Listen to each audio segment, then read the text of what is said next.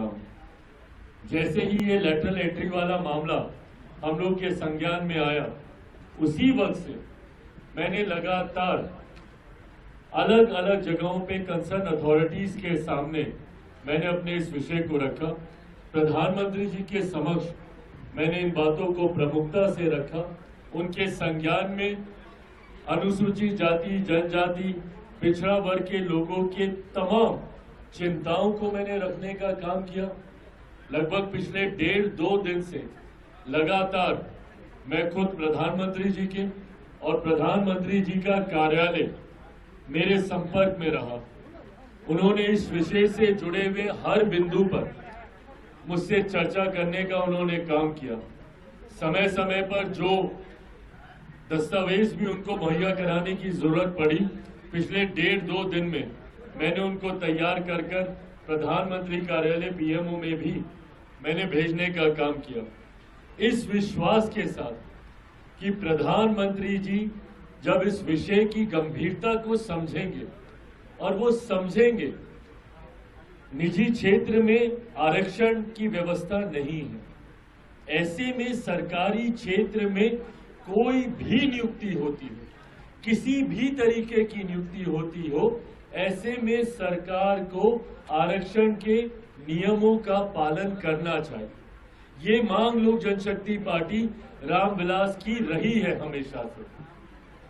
विपक्ष जो आज की तारीख में इसको लेकर हो हंगामा खड़ा करने का कार्य कर रहा है, ये प्रेसिडेंट्स भी विपक्ष की सरकारों के दौरान ही खड़े किए गए हैं। इन्हीं लोगों ने कई ऐसी नियुक्तियां की हैं, भले आवाज वैसे भी आ ही रही होगी, भले वो कांग्रेस की सरकार हो या कांग्रेस के नेतृत्व में अलग अलग समय में बनी गठबंधन की सरकारें हों।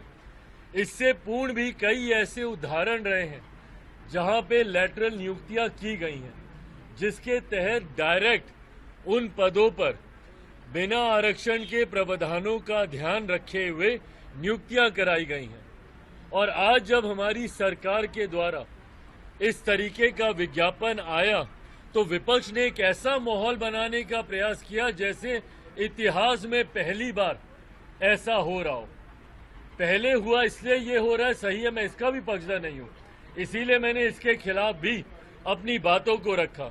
पर जो विपक्ष एकदम हमदर्द बनने का प्रयास कर रहा था, अनुसूचित जाति, जनजाति, पिछड़ा वर्ग से आने वाले लोगों का हिमायती बनने का प्रयास कर रहा था, ये वही विपक्ष है जिसने समय समय पर अपने समय पर डायरेक्ट ये भर्तियां करने का कार्य किया।